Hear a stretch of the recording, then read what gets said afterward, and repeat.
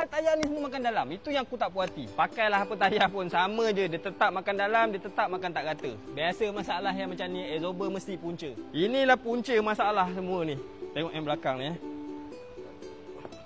Nak tekan pun tak boleh.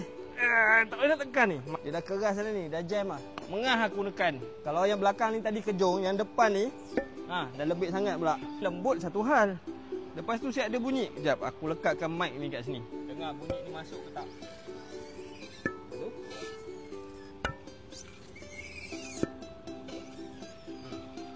Ada pula bunyi-bunyi tikus macam bunyi pasir pun ya juga. Untuk kes yang macam ni, absorber ni ditukar dulu. Baru boleh cerita pasal tayar baru. Jadinya, aku dah tukar 4-4 dia punya absorber. Sebab Convoy AMJ itu Continental sponsor. Jadi kali ni aku masuk tayar Continental. Model Sport Contact 7. Dalam banyak-banyak tayar atas muka bumi ni, Michelin ke, Pirelli ke, apa lagi Continental ke, Toyo ke, Hankook ke, yang dah pernah cuba semua brand ni, cuba tinggalkan korang punya review kat komen. Tayar apa sebenarnya yang jadi pilihan korang?